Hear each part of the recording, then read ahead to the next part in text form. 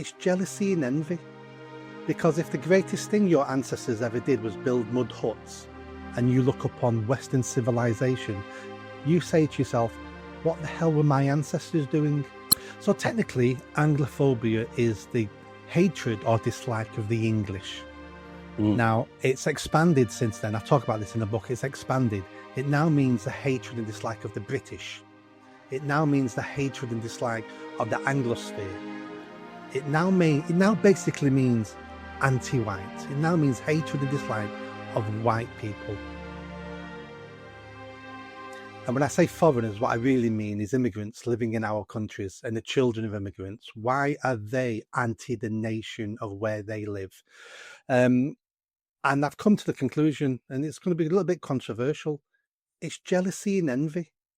Because if the greatest thing your ancestors ever did was build mud huts, and you look upon Western civilization, you say to yourself, what the hell were my ancestors doing? I wish they were my ancestors. Now, white people are either superior to me and my people, or they're just cheats and crooks and criminals. I think they're crooks, cheats and criminals. That makes me feel better. And the third section of the book really is about self-hate. I don't know about Australia, but in the UK, we have so much self-hate, usually from the liberal class, the university class. And I talk about so many mental health conditions and syndromes.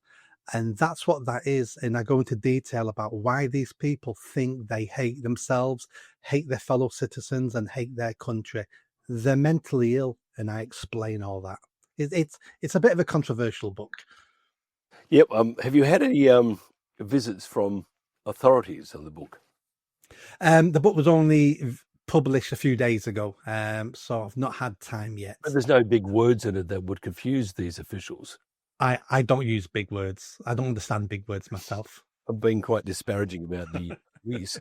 But and you are right. I mean, it's around the world. If you look at I saw a clip of all things on Sky News, and it was showing that Europe is actually falling apart. And the common denominator was immigration. And it was the men and the younger ones, and they were just looting, burning, beating, whatever they wanted to do. And that just wasn't in one country. It's right throughout Europe. How do we fix that problem? Because at the moment, England is in real trouble with its immigration, and that's a word I'm using quite loosely here, but it's in real trouble. How do you stop this? It's this me against them or you against them. How do you stop that? How do you make, sorry, Donald, but how do you make the UK great again? Well, it's about promoting us against them, because that's a natural state of humans. We're tribal creatures, and we all have our own tribes, sometimes along racial lines, religious lines, political lines. We're very tribal. The reason why I wrote the book is I need people to understand why we're in the mess we're in. We could close our borders tomorrow. We're like you. We're an island. We have a moat around our country, and yet we've got thousands of people almost every day entering the country illegally, as well as giving out 1 million visas, work visas every year, 1 million every year, and we're doing it to ourselves. And until we realise that, and until we become better citizens, until we become better voters, nothing's going to change. Apart from it's going to get worse. Define Anglophobia. I mean, actually, because do you got to have Anglophobia for Australia? I would imagine the US in many cases, other parts of the world. How would you define it? So technically, Anglophobia is the hatred or dislike of the English. Now, it's expanded since then. I talk about this in the book. It's expanded. It now means the hatred and dislike of the British. It now means the hatred and dislike of the Anglosphere. It now basically means anti-white. It now means hatred and dislike of white people. That's really what the word means now. It's changed over the last few decades. In Australia, I've shown examples of great numbers of people practicing Islam right next to the cathedral church within Melbourne, and there were thousands of Muslims there, and they were all praying and chanting and doing what they do. To me, that seems to be there is a message there.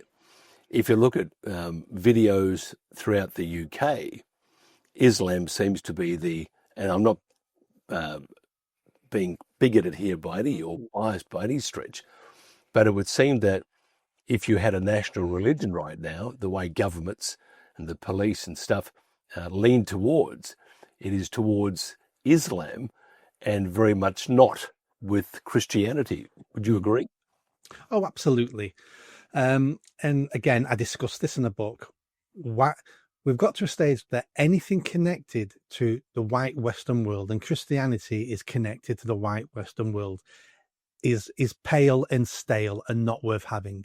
Anything foreign, just by the definition that it's foreign, means it's better than anything we've got in the West. Hence why we're promoting Islam. It's exotic, it's foreign, it's from brown people, it must be better. Even though the same people will say misogyny is bad, authoritarian is bad, religions are bad, but not when it comes to foreign versions of that. It's foreign, it has to be good. It has to be better than what we've got. Because if we don't have these exotic foreign things, all we're left with is the rubbish white people produce. Christianity, the Industrial Revolution, the Enlightenment. We have that rubbish. No, let's import more foreign stuff. It's obviously better. That's the mindset in our elites. Is it too late to save England? Oh, absolutely not. This last 50 years is going to be seen as a hiccup in this island's story. Islam isn't a problem. Islam is not a problem for the Western world. It just isn't a problem. Why is it not a problem? Well, have you seen the countries where Islam rules? They can't run anything. It's a failed religion by failed people. It can be a nuisance and it can be dangerous and they will kill people, but it's not going to conquer the Western world if the Western world don't want it to conquer the Western world. The only positive part of Islam that people look upon Islam is it is a strong religion. It has strong diktats. You know where you stand. In the West now, we've lost our way. We don't know who we are, what we want, and where we're going. We're blind and dumb, and we're not even walking a path. We're being led by fools. And the reason why we're being led by fools is because we're idiots, because we let them. But we can change this within a couple of years. First thing has to go on. Sorry. I don't mean to be rude, but how would you change it? I mean, I was speaking to a gentleman the other day, and we were talking about the way forward for the whole world is with a revolution. And I think you and I have chatted before about that. Is a revolution the way forward? It's feeling more and more like that, especially in my country. And I mean a violent revolution. I'm having people tell me almost on a daily basis now that they're getting ready for violence, getting ready for urban warfare, because they don't see any other way out of this now. Violence is definitely coming. We're not getting out of some violence. I'm hoping a little bit of violence that is unstoppable. I'm not promoting this. Me predicting what I think is going to happen isn't the same as me campaigning for it. So I need to make that clear. But violence will come. And if we have any decent politicians, they will make some drastic changes once we have a little bit like Northern Ireland violence troubles in our main cities, and people are dying and hundreds of people are being shot. Mosques are being blown up. Churches are being firebombed. People are being stabbed on the street. People are being assassinated. When we get to that level of violence, I think that's when dramatic change will come. But until then, it's the status quo. I don't think we're going to vote ourselves out of the initial stages of this. Yeah, Macron in France wants to, and we know the terrible, terrible things that are happening to the Palestinians. It's appalling, and people need to be held accountable, and they need to experience the full force of the law. But until then, they're going to get bombed and shot and all sorts of things, starved and die of whatever, dysentery, disease, whatever, because we have the, and it's, I'm not being bad here, but it's the Israel that is continuing to bomb the crap out of the Palestinians. Macron says to those 2.1 million Palestinians, you're very welcome and you can come to France. The two questions are how, and secondly, that's not such a great idea, is it? It's not. Let's go back to Gaza first. I don't care. I don't care if Israel flattens Gaza. I don't care about Palestinians. I don't care about foreign people in foreign countries on foreign continents. Same goes with Israel. Do I care if Israel exists? I don't care. Foreign people in a foreign country, on a foreign continent, we need to stop interfering around the world in other people's problems. Humans are violent. Humans have always killed each other, and humans will always continue to be like that. We need to keep out of other people's problems. So that's my opinion on that.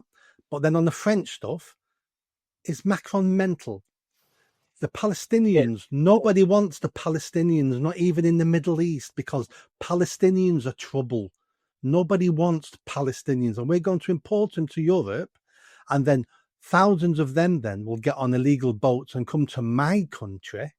I think, I don't know why Macron's saying it. Maybe he's doing it for votes, but I'll be shocked. I'll be shocked if they import any people from Gaza into France. Mm. Your Prime Minister, and I'm glad he's your Prime Minister and not ours. Many would say he's been drinking the Kool-Aid for a long time. He does enjoy spit roast, which is interesting. But I'm sure he does. We won't go there at all. It's nice being out of jail. But your Prime Minister, because if you have a great Prime Minister or a great leader, you can get through these social conflicts and between races and stuff. You can weave through that. How important is it to have a great leader right now? Because at the moment, it's just this going around at a maze and just doing this and a bit of that, and some of it quite filthy. So how do we get rid of Starmer? How do we start taking back the UK? How do we do that? First of all, Starmer isn't the problem, because we've just had 6 Tory MPs who are just as bad as Starmer.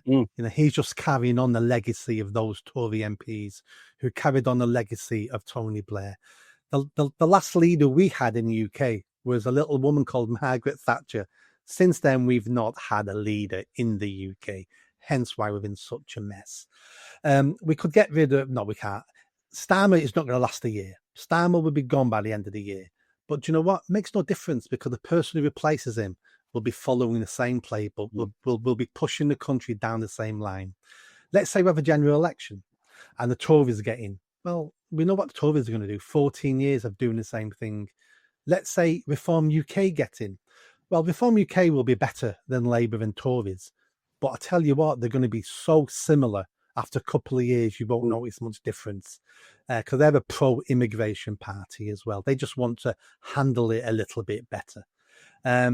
So it doesn't matter about who's leading. It's about how do we change the narrative? How do the everyday people say to our leaders, it has to change dramatically. Otherwise, there's going to be such change. You could end up hung up by piano wires on a lamppost somewhere, because that could be the outcome if we don't change this country. Yeah, you're dead right about the Tories. I haven't got a whole lot of faith in reform, and I look at Nigel. I mean, he's a wonderful TV performer, and that's what he is. But I don't think he's all that squizzo. I would not vote for him. But then you get to the stage where if you don't vote for reform, you don't vote for the Tories or Labour. First of all, you should vote. But secondly, who would you vote for? Me personally, are very average, aren't they? They're very mediocre.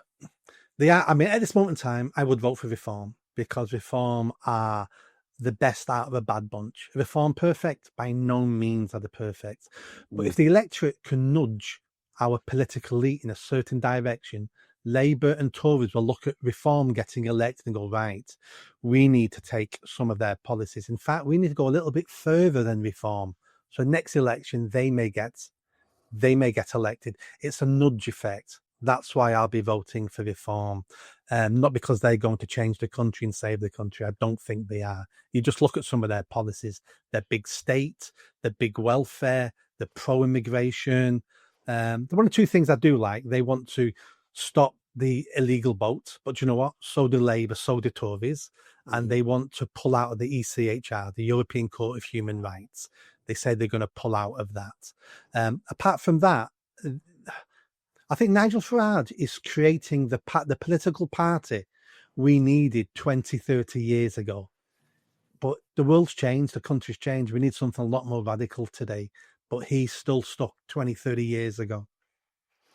I was talking to Jen today about your refugees from Afghanistan. And because of security, and I want you to comment in a second because something doesn't smell right.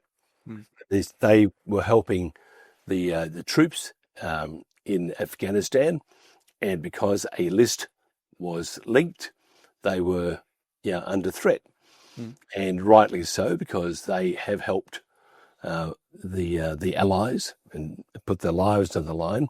And I think all countries that are part of that, we need to reciprocate and say, okay, you've done your bit, we're going to do our bit and protect you. So the reason why they didn't release that list, they said it was because for security reasons. But the reason why they're bringing them out here is because that list was released to the baddies, inverted commas. So what is the reason then, if it's already out there, not to let the UK public know that they're going to bring in 20,000 Afghan refugees? It's 20 Afghan interpreters and their families. So add another 100,000 on. So it's not 20,000? No, it's 20,000 people who are working for the British Army, plus their families. So add another 100,000 onto that figure as well. You're right. If forget the rights and wrongs of being in Afghanistan, but if we're somewhere and we've got people working with the British Army, if we want that to continue over decades and centuries, we need to make sure we treat them right. So of course, we need to make sure they're safe. That doesn't automatically, for me, means we move you to the UK. We need to be paying some of these people off. We need to be giving money so they can leave and go to other countries to change their identities. I don't mind how we do it, but we do need to support them and protect them. It doesn't mean they should be coming to my country. My country is full. I want to say to people, no more. No more asylum seekers, no more refugees, no more work visas, no more immigration. I want zero immigration for at least a decade until we sort my country out. So we need to protect them. We need to do something for them. But the reason why we had a super injunction on this, so a super injunction for your listeners, is a special court order where no one is allowed to talk about it because you go to jail. So the press couldn't even report on this, even if they knew about it. And the reason why, again, Tories, a couple of years ago, the Tories got a super injunction on this because they didn't want to face the electorate knowing they were importing another 100,000 Afghanis into our country. And we had some stats come out 6 months ago. Afghanis and Somalians are 20 times more likely to rape people in my country than the average person in my country. Afghanis and Ethiopians. And we're going to import another 100,000 Afghanis. So they wanted to keep it quiet. And that was the point, because the list has already been out there and the people are under threat. So it makes no difference if you let the British public know that they're bringing these people out, because they are under no less threat or no more threat. It's just they're under that threat. So it makes no difference. And what they are is covering up. Tell me that there's 100,000 refugees from Afghanistan. Are they spread through? And I know the answer here because we've talked about it. Are they all spread throughout the UK, or do they congregate around certain areas? Technically, the government will say they're spread across the country. And for the first 1 or 2 days, that may be true. But our country is a free country. If Mm. you're in Glasgow, if you're in Manchester, if you're in Southport, you can travel anywhere you want to. So what they end up doing, leaving where they've been given, going to the council of where they want to live, presenting at the council, going, I'm an Afghani asylum seeker. You need to house me here because my people are here. I've got mosques here. These local shops here sell halal food. Where you put me in the middle of nowhere, no one sold halal food. There was no mosques. My human rights mean I demand this. So they all, over a couple of months, they all end up in the same area, and we create another ghetto. We create another little Kabul, and then all the troubles from the last 40 years all start all over again, including the mass rapes. Yeah, it's I mean, there are areas. I mean, some of the for those that haven't been to the UK, been there a couple of times, and I found it a very enjoyable part. Went to Bath and then went to Mm, London a couple of times. Um, but I was looking at a video the other day, and they just showing as an example that is so dangerous for women, mm. and that is because of these roaming gangs of men, the immigrants. Tell us about that. Oh yeah, we've imported the third world, and then we're shocked when we get third world behaviour on the Mm, streets in our towns and cities. How did this happen, Nick? Why have we got people walking around raping people and abusing women? Well, because we imported them from countries that rape women and abuse women. That's why we have this problem. But we can't change their culture. You know that, Mike, don't you? Because every culture is of equal value. So we can't change their culture because we're racists if we want them to change their culture to mm, fit in with our country. So what we tell them is keep your culture, keep this poor, medieval, failing culture that ruined your homeland. Keep that culture and bring it to my country, and it'll work out perfectly. What we're doing is we're failing these. I don't want these migrants here anyway, but if they have to be here, we're failing them because we're allowing them to keep the exact same things that failed them in the first place, that turned them into migrants in the first place. We just need to be tougher in our countries and say, no, that's not acceptable. Change or get out. mm. I come from an area called it's in the top part of Victoria, and it was full of Greeks and Italians, Turks. Who else was there? That was about it, I think, and a whole bunch of white people. Well, white, they're all. Yeah. Hmm. Anyway, the story, or the reason I'm telling the story is that no problems with anyone. There has been no problems. Multiculturalism worked beautifully. Now, if you had the Turks or the Italians or the Greeks or whatever coming in gangs, great numbers, and changing the makeup of the particular town, then you would have exactly what's happening to the UK. It's an invasion, isn't it? It feels like an invasion. We have some of, I mean, these are a small minority of people, but we have some people from these communities telling us online it's an invasion. They've come here to conquer. Islam will be the national religion. Mm, Sharia law will be implemented across the West. Now, they're a very tiny percentage of nutcases within those communities, so I'm not tarring everybody with that brush. But how is it not an invasion? How is it not an invasion when you have hundreds of thousands of single young fighting age men coming into your country illegally, demanding what they want, abusing the women in the areas, the English women, abusing our hospitality. Here's some more stats. Foreigners in my country, something like 2.5 times more likely to commit crime. That's any foreigner. But certain people from certain countries even higher. Foreigners, like say, Somalians and Ethiopians, 20 times more likely to rape. And we've got these people living in little ghettos, which doesn't look nice. But what happens in those ghettos? In those ghettos, it's just like being in their ancient homeland. They have the same traditions, the same norms, the same discussions, the same, the same outlook on life. And multiculturalism sounds great until you have problems, until you have a lack of resources. And once you have a lack of resources, different groups start fighting for those resources and start fighting for dominance. And that's what's happening across the West now. For the last 40 years, it seems to have maybe working out okay, but we had loads of money. We're going into debt, but now the debt can't be maintained. We've got less jobs. We've got more migrants. We've got 1.25 million migrants in my country, claiming full benefits. So they've come here not to work, not to contribute, just to claim benefits. It's something like 10 billion a month we're spending on foreigners' benefits. And it just can't go on. So it does feel like an invasion. It feels like a takeover.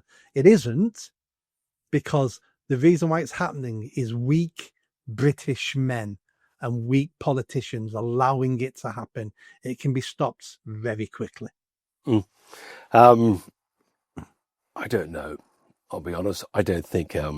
I think your problems with England, I won't say out of control, and for a long time. I think what we are seeing, if you look at Europe, when you look at the UK, and so far, although we are now having an increase in crime in Australia, and there are gangs and a lot of shootings and killings now, but I do believe we are witnessing, and look at the US, we are witnessing, and even though there's an attempt to try and grab it back, we are witnessing, I think, the disintegration of Western governments or society. And I think Islam, and I have got nothing against Islam, except it's like this great big monolith, and it's getting bigger and bigger and bigger.